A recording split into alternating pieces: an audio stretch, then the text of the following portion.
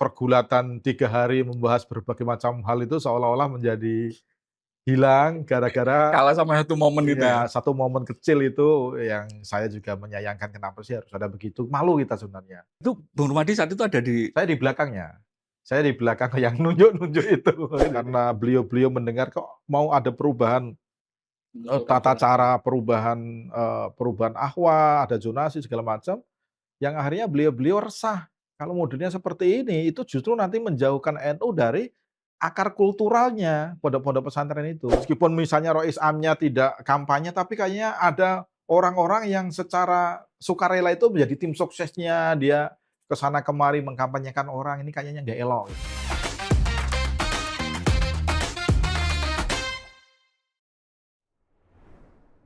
Salam Pancasila. Kawan, ketemu lagi dengan saya Winarko Ngantiwani di Ruang Dialektika. Kali ini kita akan membahas tentang rame-rame yang terjadi di NU kemarin.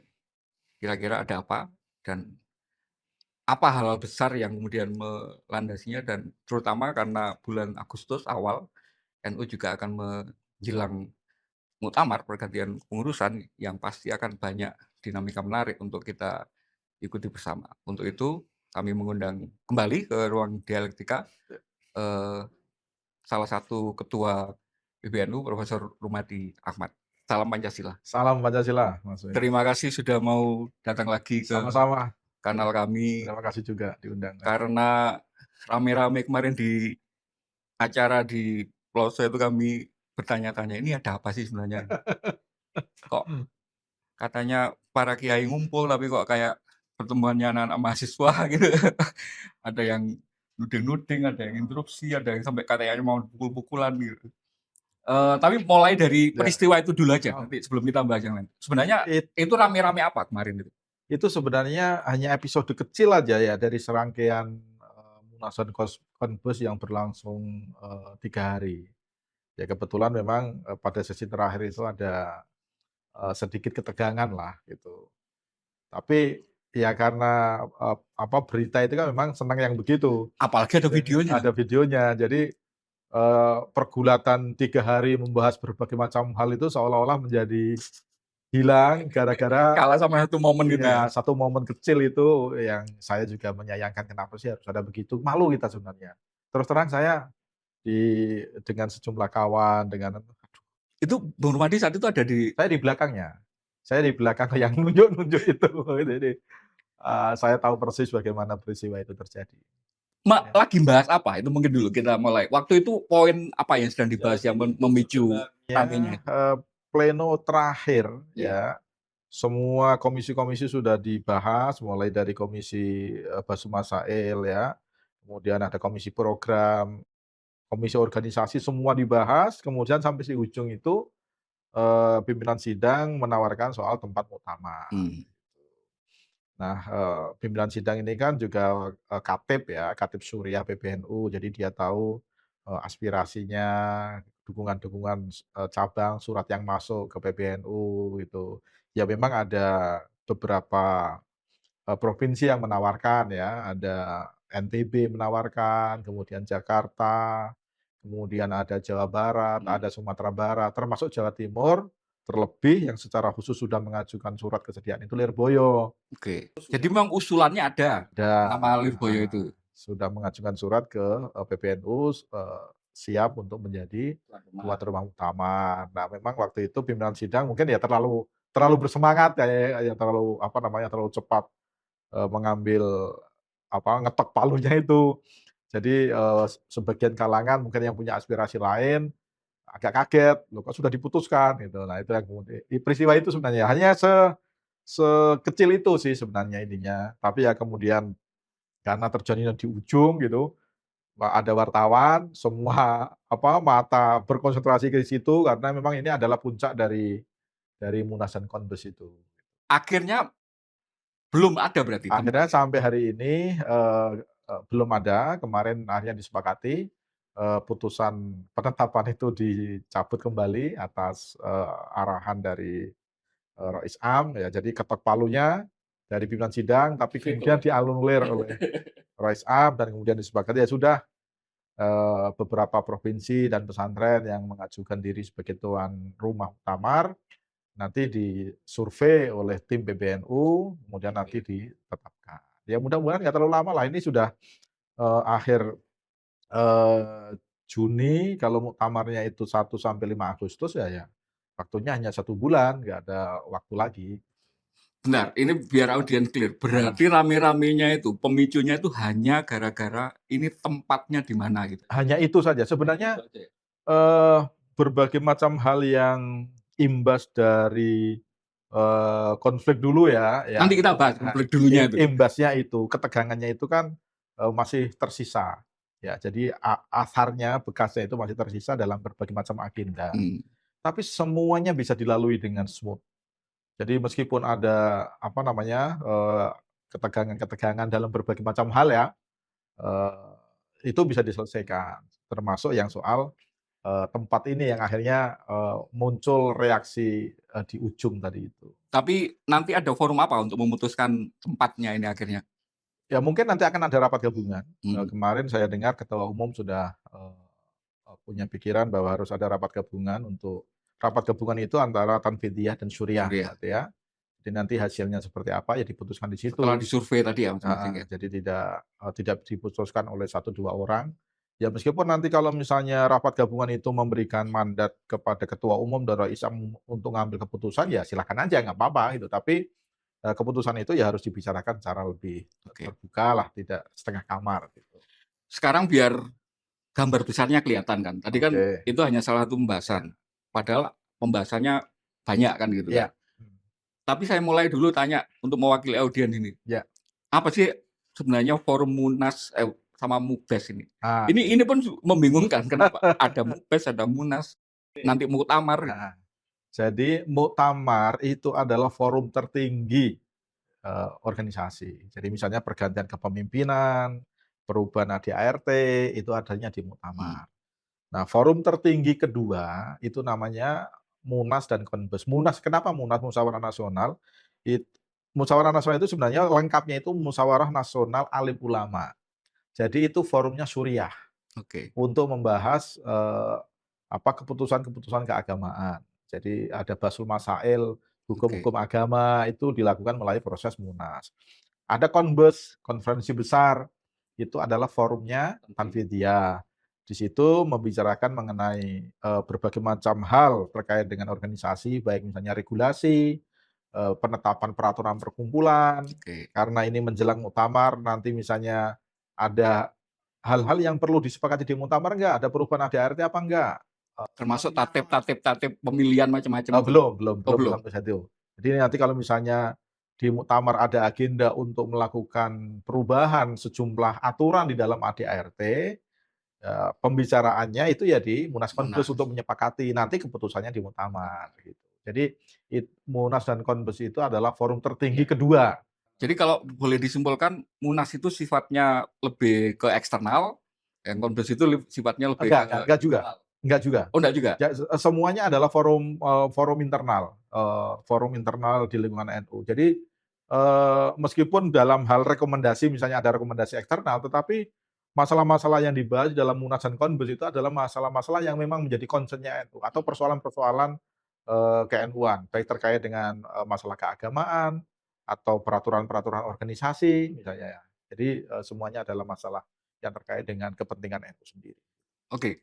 Monggo sekarang disampaikan kira-kira hasil-hasilnya yang kemarin dibahas, yang mungkin yang eksternal dulu atau bukan yang eksternal, yang keagamaan dulu, sebelum yang internal organisasi. Keagamaan misalnya, keagamaan itu ada beberapa forum ya, ada namanya,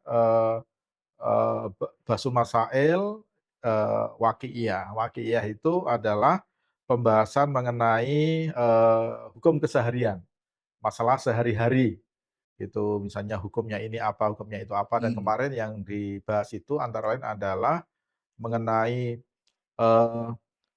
apakah boleh, bisa dipercaya nggak kalau ada orang melihat hilal tapi dengan handphone?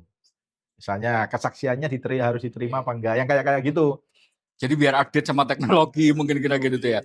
Kan ada teropong, ada handphone gitu. Nah, itu masalah-masalah keagamaan. Ada juga mengenai misalnya bagaimana cara pandang fikih terhadap, eee, hak untuk dilupakan dalam dunia digital. Iya. Misalnya apakah, itu menghapus aib orang atau enggak, kayak gitu itu dibicarakan.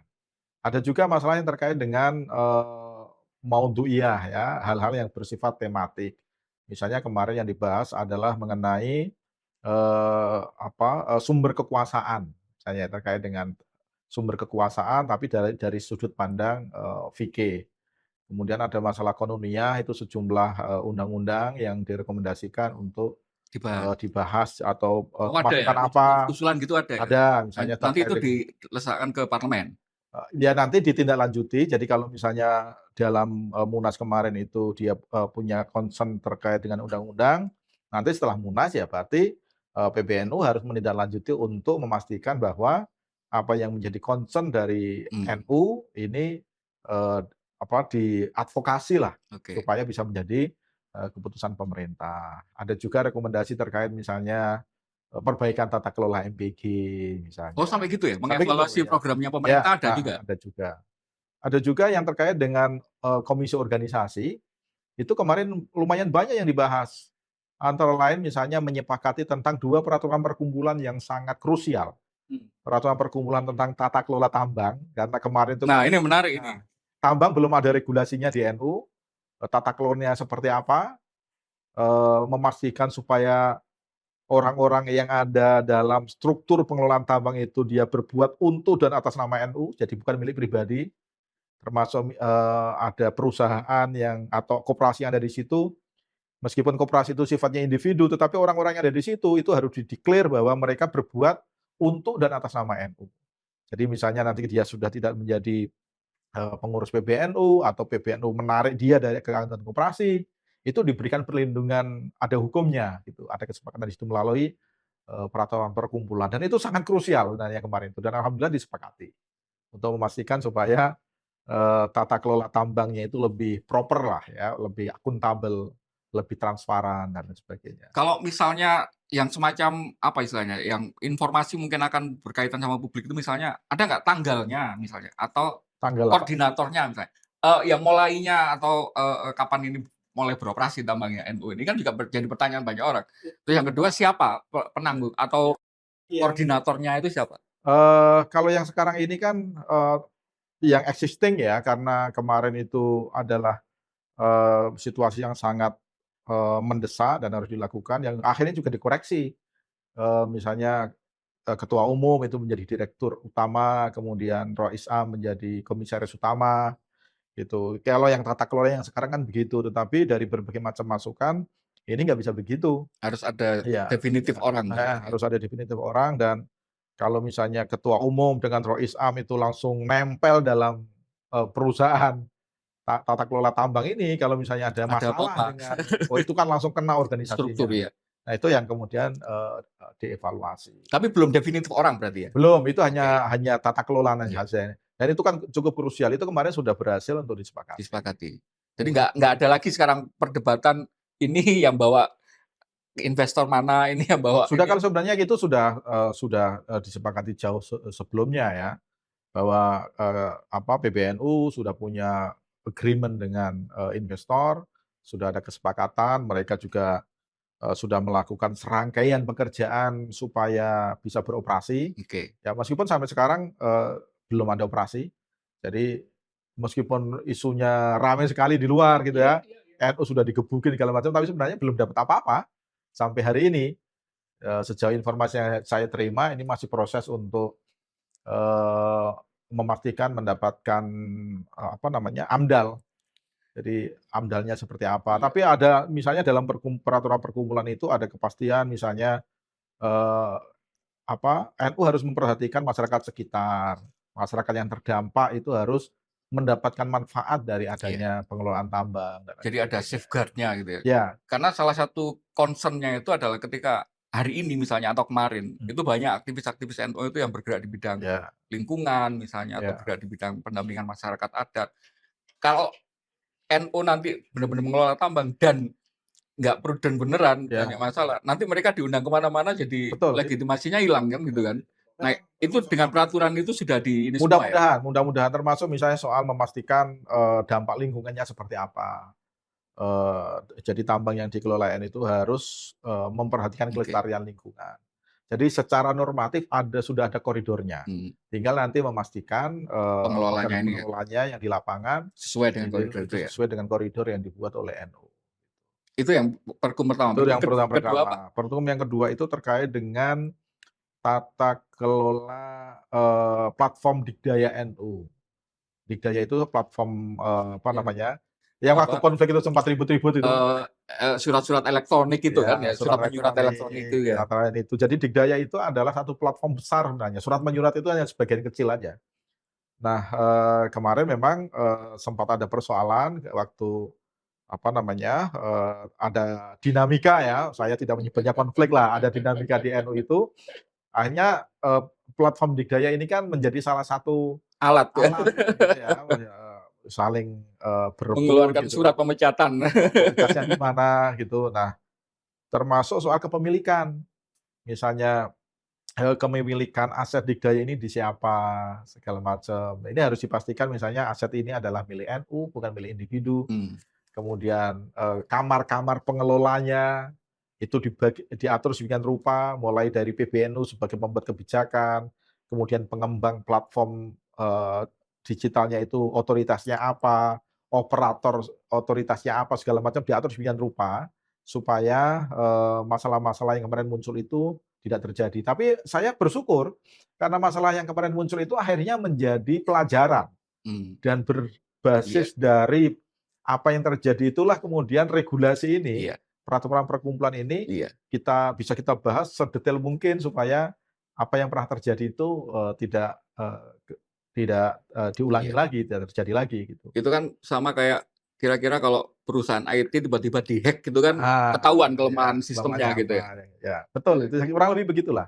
Dan sekarang dengan ada kejadian kemarin itu akhirnya celah-celahnya kelihatan ya. Celah-celahnya kelihatan, semuanya tahu. Jadi ada teman-teman misalnya yang, menganggap, "Wah ini platform ini digunakan untuk, apa, mempertahankan, jabatan," misalnya segala macam. Kenapa bisa digunakan itu? Kan sudah tahu ini celah-celahnya ada di mana, dan itu yang kemudian, semuanya diregulasi, diatur di dalam, peraturan perkumpulan itu. Iya. Nah Oke, sekarang oke saya akan menanyakan beberapa hal yang itu ramai sekali di media yang seolah-olah kemarin itu dibahas secara internal, tapi kita belum jelas benar. oke. Pertama tentu saja pemilihan tempat tadi. Kenapa Oh, sih kok seolah-olah takut sekali dengan Lirboyo? Terus yang kedua, isu tentang komposisi Ahwa ini mau ada usulan perubahan yang ini akan oh, ya ya ya. membuat beberapa orang yang sebenarnya secara kapasitas itu berhak untuk di situ akhirnya tidak mungkin. Yang ketiga, yang ini juga Nah, tidak kalah kontensisnya, isu dualisme jabatan atau rangkap jabatan untuk oke, ya. sebagai pejabat. Kira-kira gimana? Mulai dari kenapa Lirboyo, kenapa kok seolah-olah jangan Lirboyo itu? Saya nggak tahu ya kalau ada orang yang takut dengan Lirboyo ya. Mungkin kalau ada yang khawatir, tapi sejauh yang saya tahu sih sebenarnya tidak ada yang mengungkapkan nggak mau Lirboyo begitu. Cuman, saya nggak tahu kalau pikiran orang per orang ya, sebenarnya kalau Lirboyo kan dari sisi apapun sebenarnya paling paling siap, dari sisi tempat, kemudian secara rohani apa yang kurang dari Lirboyo gitu.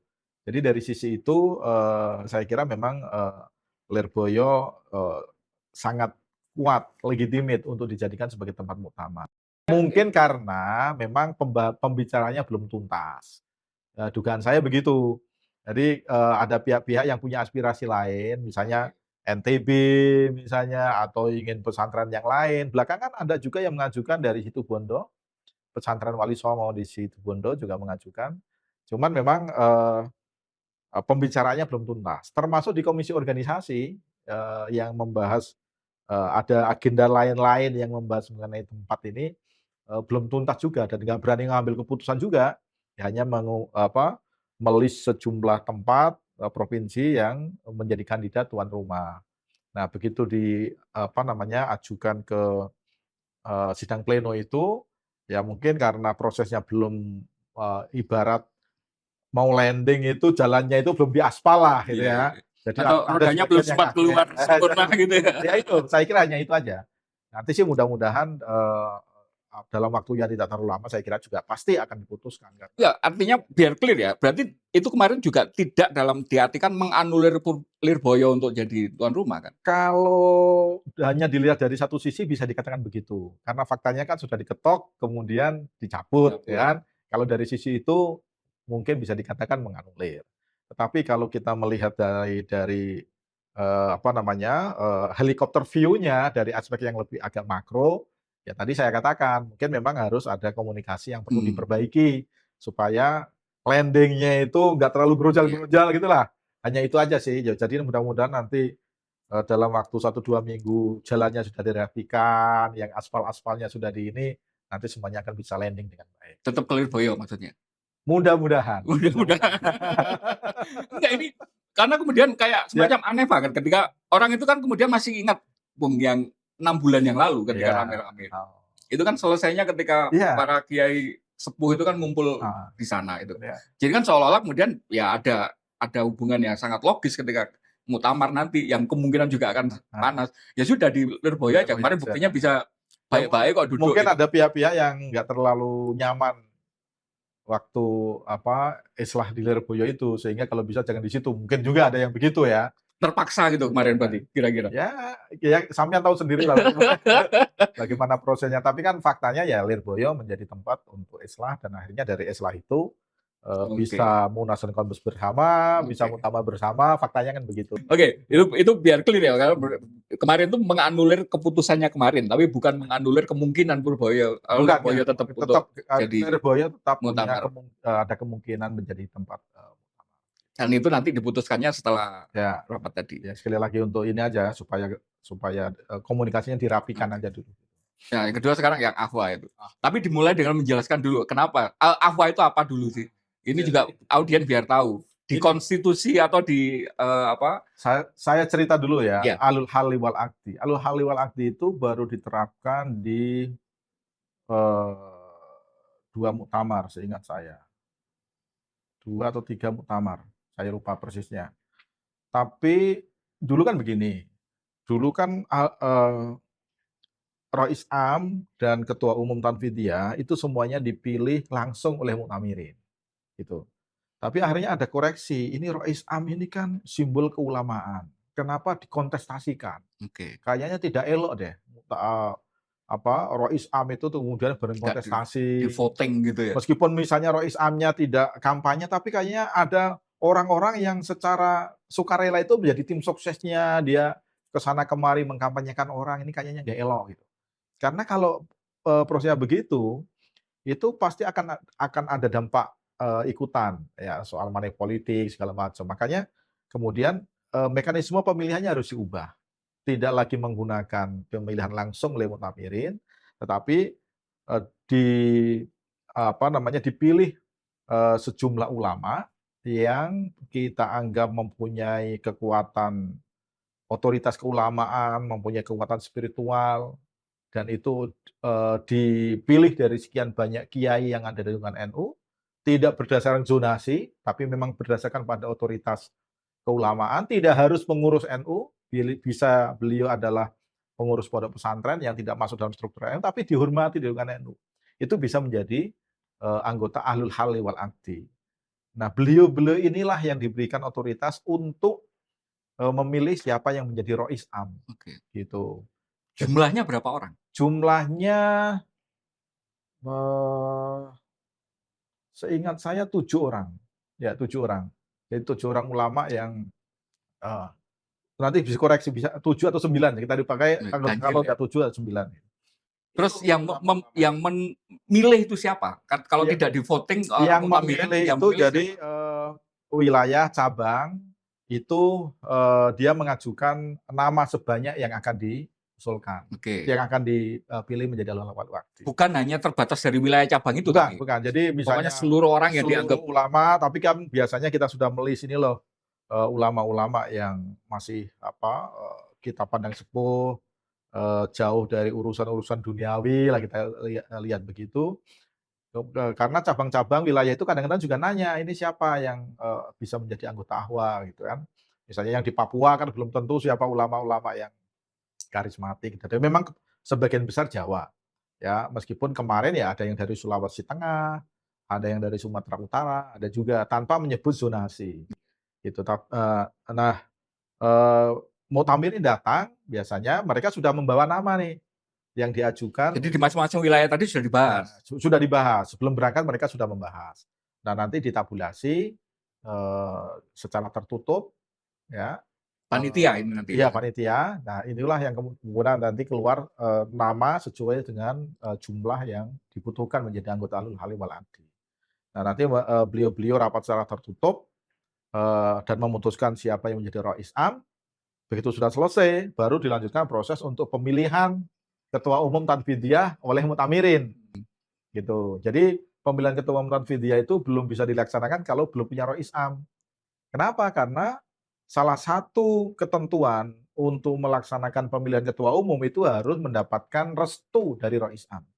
Restu itu dalam pengertian, apakah calon-calon ini diperbolehkan atau enggak, itu, biasanya Rois Am yang terpilih akan mengatakan silahkan, Bentar, biar gitu. biar biar saya paham ininya. Ah, Jadi setelah tadi masing-masing mutamirin bawa nama-nama heeh, ditabulasi, nah, yang memutuskan siapa jadi Rois Am-nya di antara 7 yang terbanyak misalnya suara itu siapa? Apakah yang suara tertinggi tidak atau tidak 7 tidak. orang ini yang 7 orang ini yang bersepakat. Biasanya kecenderungan kiai-kiai ini pada, "Udah, jenengan aja," lempar-lemparan gitu ya? lempar-lemparan itu. Kemarin juga begitu, waktu di Lampung itu ya, tidak ada misalnya kiai, "Ya udah saya aja," nggak ada itu. Justru misalnya waktu muktamar di Jombang misalnya, itu semua anggota Rois Am sepakat Kiai Maimun Zubair menjadi Rois Am. Semua anggota Ahli wal Aqdi, anggota Ahwas sepakat Mbah Mun menjadi Rois Am. Tapi beliau nggak kerso. Beliau bukan anggota Ahwa, ya, tapi dipilih oleh anggota Ahwa untuk menjadi Rois Am, tapi beliau nggak kerso. Gusmus, Kiai Mustafa Bisri, yang beliau anggota Ahwa, beliau dipilih oleh anggota Ahwa untuk menjadi Rois Am, beliau nggak kerso, gitu. Jadi kalau yang kiai-kiai Iya, yang iya, iya. itu justru kecenderungannya adalah udah jenengan aja, gitu. Jadi mekanisme internal itu kita nggak tahu ya. Kita nggak tahu itu tertutup ada dari Taunya kalangan ini. kalau kayak pemilihan paus itu ada Nah, Asnafuddin kira-kira sudah gitu. terpilih gitu ya. Ya, Jadi itu dinamika internal antara yang sudah iya, terpilih ini tadi ya. heeh, yang anggota Ahlul Halli wal Aqdi itu Oke. biasanya dilakukan secara tertutup. Baru setelah itu tertunjuk apa terpilih Rois Terpilih Am, Rois Am, proses pemilian baru Tanfid pemilihan dimulai. Tanfidiyah dimulai. Nah, sekarang proses pemilihan Tanfid, prosesnya gimana? Kalau Tanfidiyah itu, ya dipilih oleh, pengurus wilayah, pengurus cabang, plus cabang istimewa. Itu aja yang punya hak suara, yang lain-lain ya nggak punya hak suara. Hmm. Eee, tapi misalnya pengurus wilayah kan ada Suriah, ada Tanfidiyah di wilayah itu ya, itu yang suaranya satu, ya biasanya Tanfidiyahnya yang paling menentukan. Itu meskipun Suriah juga bisa memberikan masukan kepada Tanfidiyah. Di masing-masing wilayah, cabang, PCI, itu yang punya hak suara, gitu. Itu yang, mekanismenya seperti itu. Dan itu voting nanti suara Kita terbanyak. dilakukan biasanya kalau misalnya bisa, apa namanya, aklamasi, aklamasi, kalau enggak ya berarti dia harus, mulai dari penjaringan calon, kemudian yang bisa masuk ke, proses pemilihan selanjutnya siapa, gitu. Ya biasanya tahap-tahap itu seperti di organisasi-organisasi lain. Nah, terus kaitannya sama Rois Am yang sudah terpilih tadi gimana? Proses pemilihan Tanfid ini. Rois Am hanya, menyetujui.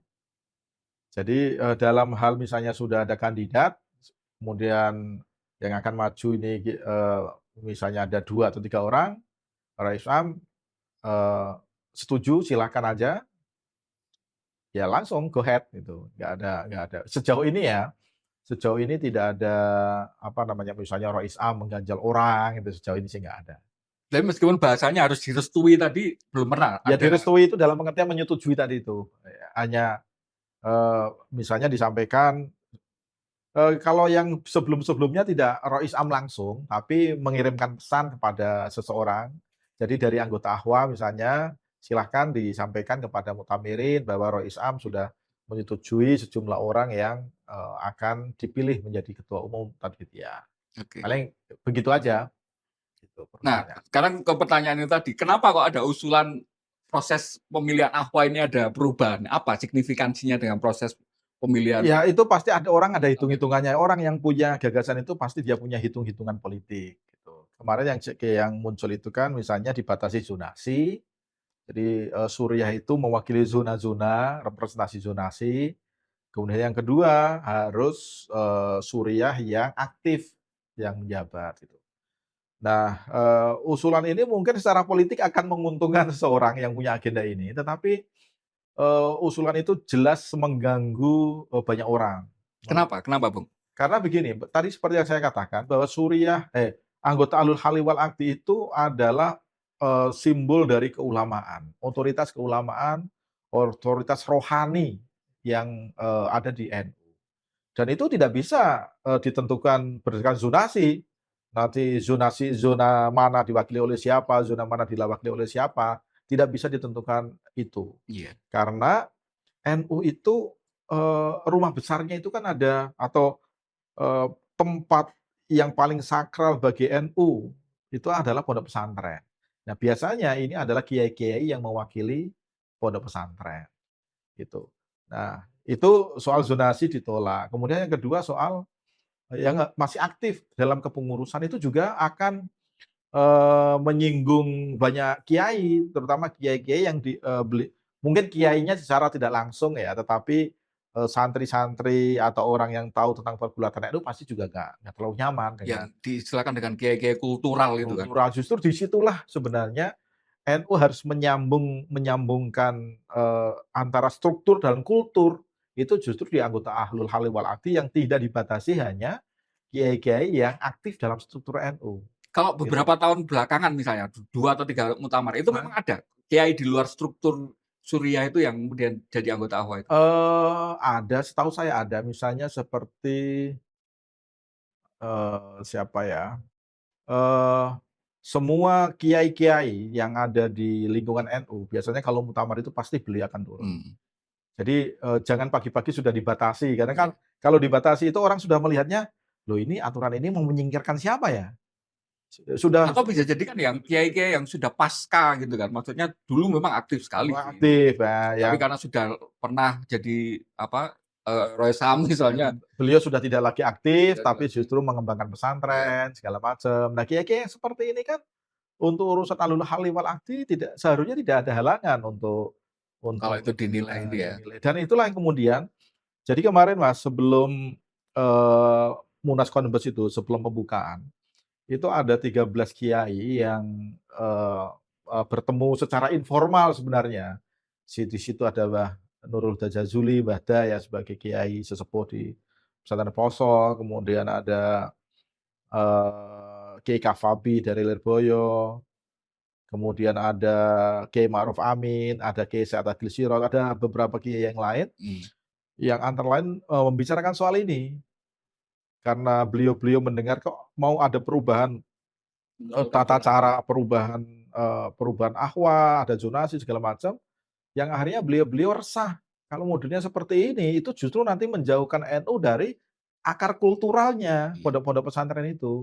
Yang akhirnya beliau mengeluarkan seruan, "Sudahlah yang urusan kayak gitu nggak usah dibahas. Tetap saja menggunakan mekanisme ahwa yang selama ini sudah terjadi, mmm. sudah ada." Dan akhirnya, kemarin dalam komisi organisasi, yang usulan ini akhirnya ditolak dan tidak dibahas karena sudah ada aspirasi, sudah ada seruan dari Mas Haye dan sesepuh NU. Jadi alhamdulillah-lah, Jadi ini teman-teman clear ya, nggak ada clear, lagi isu tentang komposisi atau metode pemilihan baru ya lah apa sudah ya. clear, kalau itu sudah clear. Nggak mungkin nanti dimunculkan lagi di pramuktamar apa-apa gitu, nggak mungkin? Iya, bisa saja sih kalau ada orang yang mau masih coba-coba gitu, tapi Oke. kalau sudah ada seruan dari kiai-kiai sepuh, sudah punya, concern seperti itu, sudah disampaikan ke publik, masa ada Masih sih tetap di itu masih ya, tetap ngeyel begitu. ngeyel gitu ya. Kalau ngeyel itu berarti ya, ini ada kepentingan apa sih orang itu, gitu. Jadi kalau yang, mau soal ketulusan, kemudian, kejernihan, ya kita ikuti kiai-kiai sepuh ajalah. Oke. Ya itu sudah jelas, pendapat beliau-beliau seperti apa. Nah, yang ketiga soal isu nggak boleh rangkap Rangkap jabatan. jabatan. Nah, gini sebenarnya, eee, di dalam ADART NU itu ada 4 jabatan yang tidak boleh dirangkap.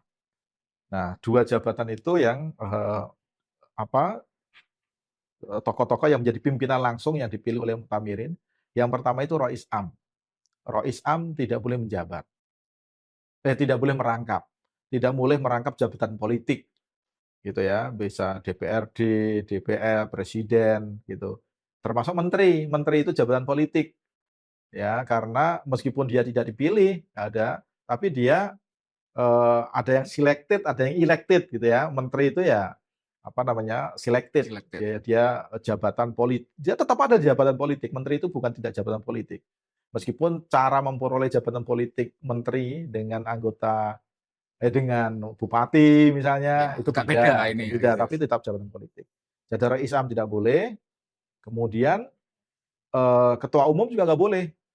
Jadi kalau mau mencalonkan ketua umum itu tidak boleh eh, punya rangkap jabatan politik. Kemudian yang ketiga itu wakil ketua umum, tapi wakil ketua umum ini kan tidak dipilih oleh Muktamirin. Ini nanti di dalam formatur, Tanfid. Tanfid. Kemudian wakil Rois Am itu juga tidak boleh merangkap. Yang ada itu.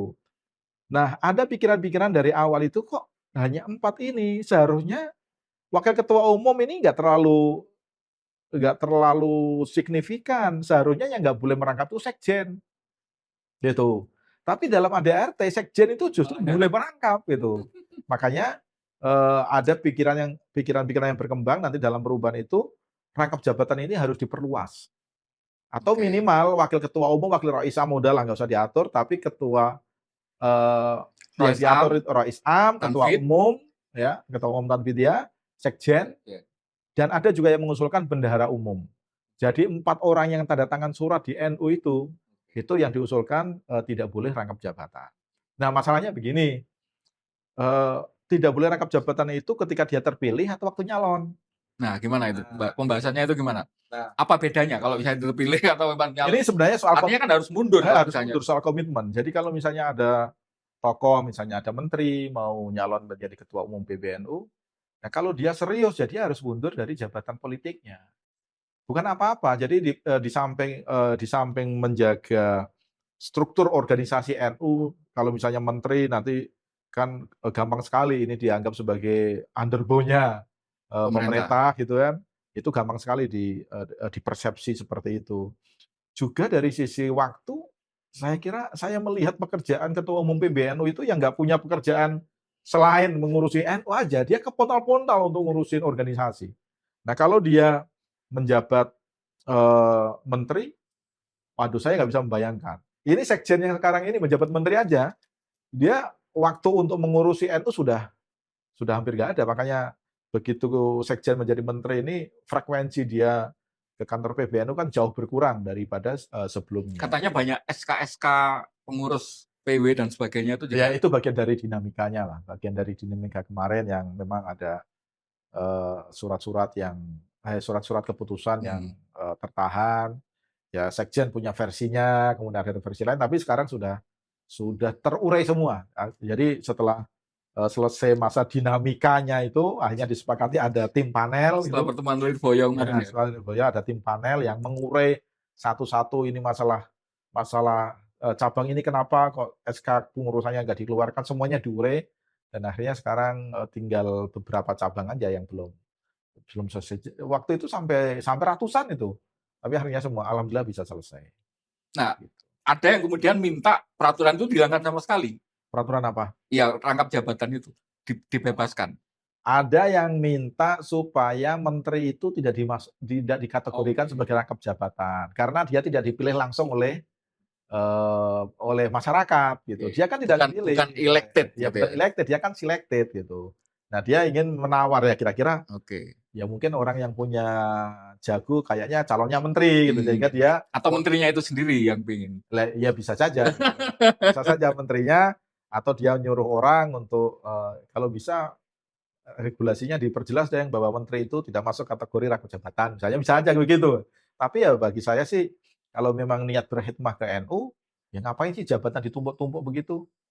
Lebih baik ya udah kalau memang niat khidmah ke NU ya ambil salah satu. Menjadi menteri itu ya mulia, menjadi ketua umum PBNU itu ya jauh lebih mulia. Itu nggak usah misalnya Dipaksakan untuk dipaksa dua-duanya. dua-duanya ini mau cari apa gitu. Saya kira nggak. nggak elok lah. Nah, akhirnya keputusannya gimana? Karena ini terkait dengan ADART, dalam Munas kemarin itu akhirnya hanya disepakati bahwa ini nanti akan dibahas, Oh, oke. gitu. Di Tidak ngambil muktamar ya? keputusan, ya, nanti akan dibahas di muktamar, tapi agenda itu dimasukkan di dalam, list, eee, masalah yang nanti akan dibicarakan di dalam muktamar. Dan nanti kalau dalam prosesnya itu kemudian, apa namanya, dibahas di muktamar jadi, Hmm. apa, yang sekarang sudah minat dan ini tuh jadi Ah, nggak ada persiapan, gimana itu? ya nanti tinggal disepakati apakah perubahan itu mau langsung dilaksanakan pada Sekarang saat diputuskan itu, atau atau dilaksanakan muktamar? nanti, itu juga nanti harus ada pembicaraan juga. Hmm. Karena kalau, apa namanya, tiba-tiba diubah semua, ini kan, cabang-cabang, wilayah yang sudah menentukan sikapnya segala macam pasti akan, apa namanya, terjadi hal-hal yang, apa, mungkin tidak kondusif untuk muktamar, Hmm. gitu ya. Jadi, kalau ada perubahan-perubahan yang fundamental terkait dengan bagaimana tata cara mekanisme pemilihan, ya mungkin nanti akan disepakati, bisa saja, nah tapi nanti itu berlaku di muktamar yang akan datang. Ya kan gitu. Dalam undang-undang kan juga begitu kan. Kita membuat undang-undang tidak selalu harus, dilaksanakan pada saat diketuk palu, tapi misalnya pelaksanaan undang-undang ini bisa di 2 tahun yang akan datang Ya, atau ada 3 tahun yang akan peraturan datang, peralihan. ada peralihannya, dan itu biasa. Oke, clear ya. Jadi, laporan pandangan matanya sudah selesai. Iya, Sekarang yang agak spekulatif sekarang masuk, oke, karena oke. kemudian itu juga sangat ramai. Heeh. Tentu saja tentang nama-nama, siapa ini Oh, kandidat yang sudah ini mulai, mhm, apa istilahnya, ancang-ancang, mulai gerilya, heeh, mulai, apa namanya, ada menunjukkan minat, heeh, deklarasi dan sebagainya. Sama menjawab pertanyaan ini Bung Yang, ini menurut saya yang paling esensial.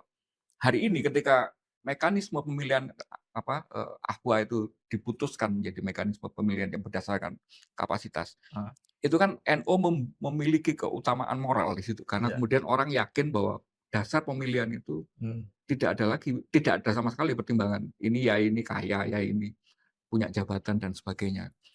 Dan itu kan kemudian membuat menjadi agak kontradiktif ketika kemudian di pemilihan tanfid ketua umum, ini mhm, sangat marak sekali isu bahwa kemudian yang punya duit, yang punya heeh, kekuasaan, ya akan bisa mempengaruhi suara mutamirin gitu. gini ya, kalau tradisi pemilihan ketua umum Tanfidiyah itu dipilih oleh Mutamiri, itu sebenarnya tradisi yang sudah ada jauh sebelumnya. Dari waktu Mbah Hasyim, Rais Am ya, Rais Akbar NU, di tahun 28, 1928, itu ketika, mengajukan seseorang untuk menjadi ketua Tanfidiyah, itu juga dipilih. Tidak Mbah Hasyim ditunjuk-tunjuk aja ya, yang punya otoritas spiritual begitu, beliau tidak menunjuk. langsung menunjuk orang, tetap mempersilahkan kepada Mu'tamirin untuk memilih. Begitu seterusnya. Jadi kalau ada orang mengatakan bahwa ini ada 2 kamar segala macam, ada otoritas ganda segala macam, sebenarnya kalau berjalan pada realnya, itu nggak ada itu otoritas ganda itu. Karena masing-masing punya kewenangan, punya tugas dan kewenangan Mmm, sendiri gitu. Tanfidiyah tugasnya jelas, Syuriah tugasnya juga jelas gitu.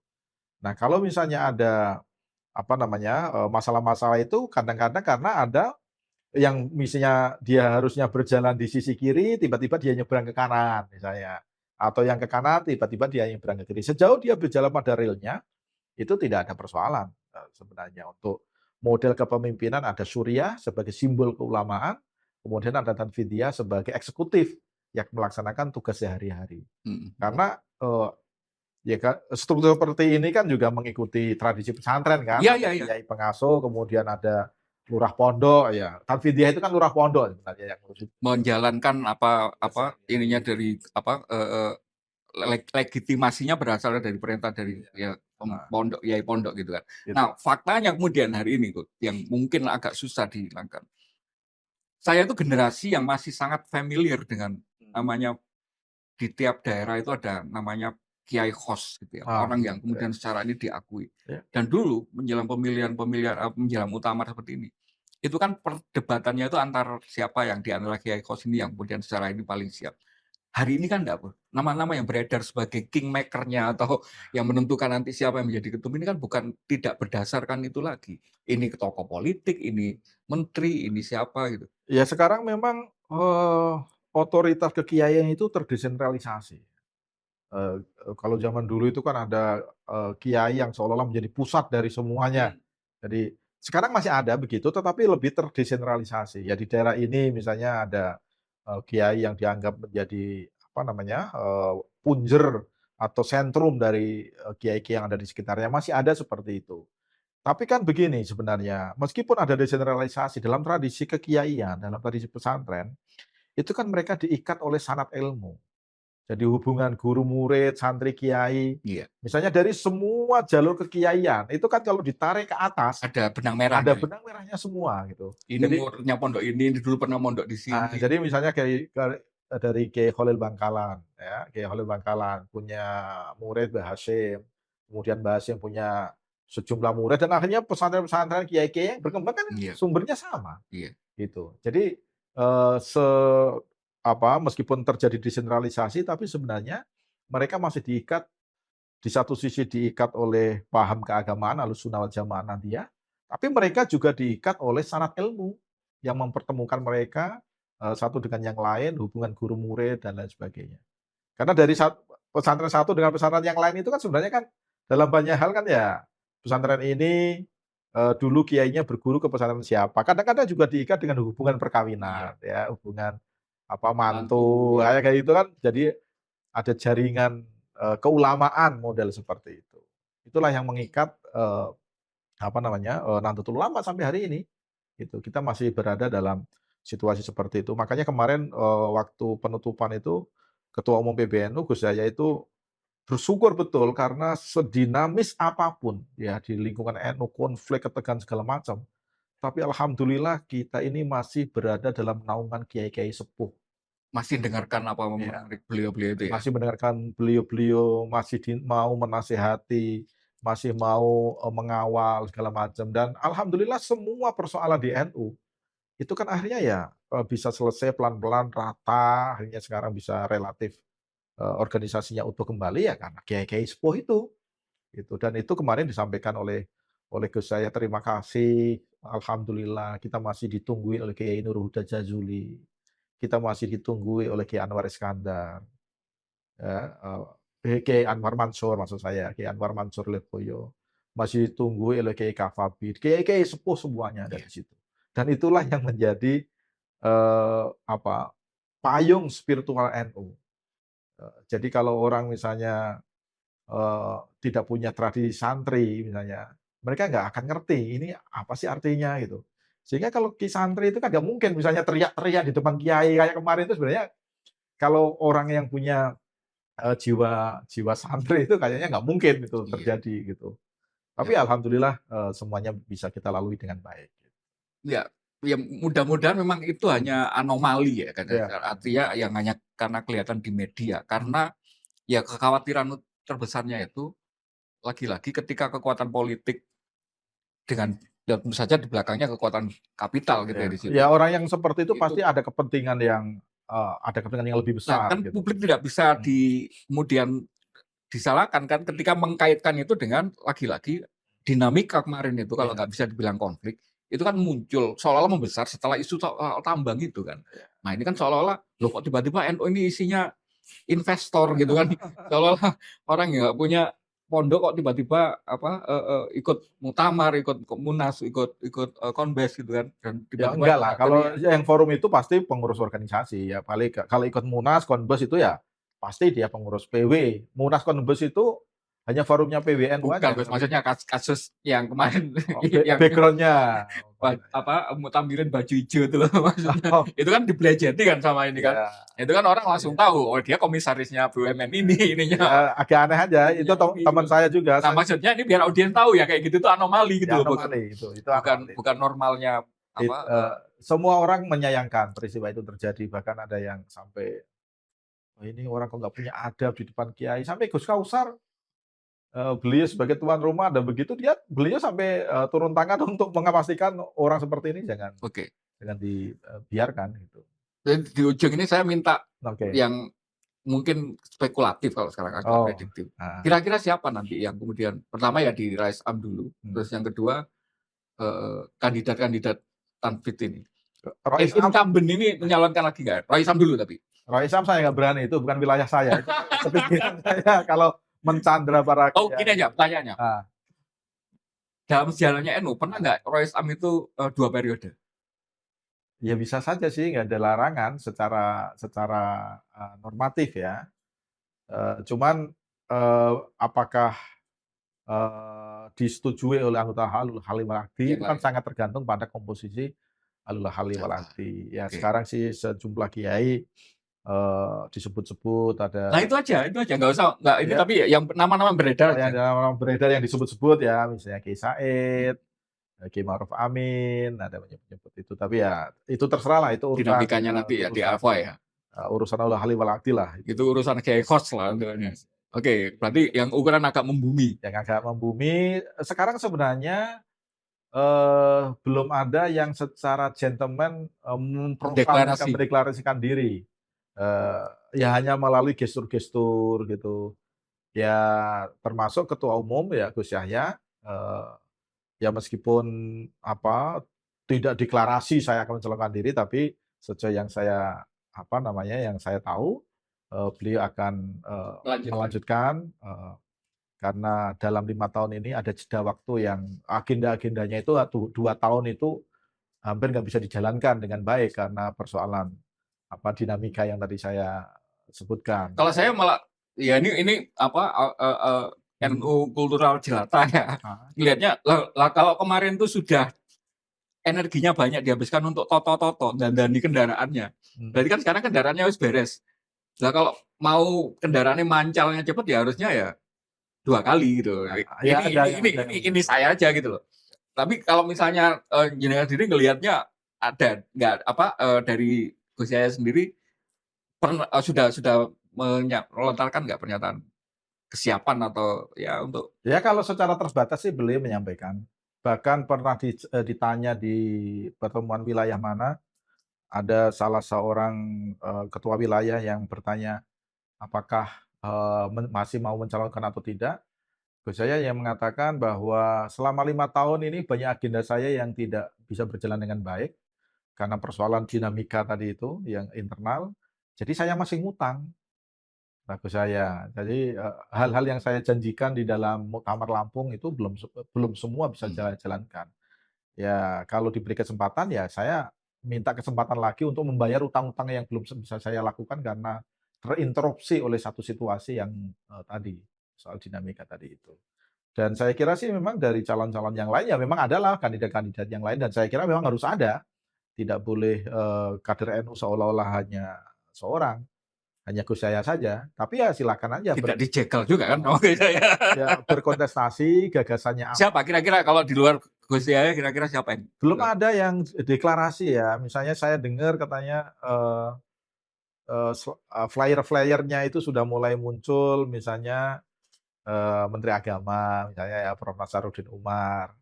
Kebetulan ada foto beliau kemudian ditulis NU gitu, cuman NU-nya itu Nahdlatul Ulama atau Nasaruddin Umar gitu, saya nggak tahu. Tapi sih, saya dengar-dengar beliau akan, apa, mencalonkan diri, tapi ya, hmm, tadi ya ada hambatan soal rangkap jabatan tadi. Tapi kalau beliau mau sih, saya kira bagus juga, lebih bagus juga kalau misalnya mau berkhidmat di NU dan salah satu posisinya itu ditanggalkan dululah, jabatan sebagai menteri misalnya sehingga tidak membebani oke. kalau terpilih. Kemudian yang lain ada Yang dari internal misalnya udah PW atau PW nggak ada, kalau DPP yang lain misalnya yang ya ada Gus Salam misalnya ya, Gus Yusuf. Ada dari PB ada, Kiai Zulfa Mustafa yang kemarin sempat menjadi yang PJ waktu Jakarta itu ya. waktu masa dinamis itu dia sempat menjadi PJ ketua umum, Iya. yang katanya dia nyesel juga menjadi PJ itu. Saya dengar ya sudah kampanye ke mana-mana ketemu Hmm, dengan cabang ini, cabang itu. Ya oke. silakan aja sih, saya kira bagus-bagus saja, Dan nggak masalah gitu ya tidak secara ini. masalah. Ya yang kemudian sebenarnya publik itu lebih tertarik itu untuk melihat pengaruh ya lagi-lagi ngelihatnya dari kacamata politik gitu loh, Ya, ngelihatnya orang-orang yang ada di baik PKB maupun juga, di kabinetnya Prabowo karena pengalaman dari ngelihat orang lihat selama pemerintahan Jokowi itu kan sangat seolah-olah sangat berkepentingan untuk memastikan bahwa di NU ini tidak sampai ada suara yang kemudian itu anti atau berlawanan dengan agenda-agenda Pemerintah. pemerintah kan gitu kan.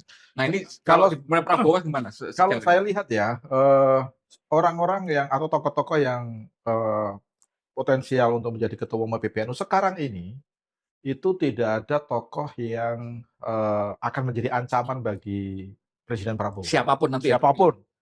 Oleh karena itu sebenarnya Presiden Prabowo saya kira juga nggak punya kepentingan untuk mengindos 1, 2 orang, karena sama aja nanti yang terpilih siapapun, dia sudah punya komitmen untuk bersama-sama pemerintah, membantu agenda pemerintah. Asalkan tidak Ya. kufur, apa istilahnya? Asalkan pemerintahnya tidak Ya, asal pemerintahnya tidak melarang sesuatu yang Iya. dilarang agama, itu pasti akan diberikan dukungan. Saya kira itu. Jadi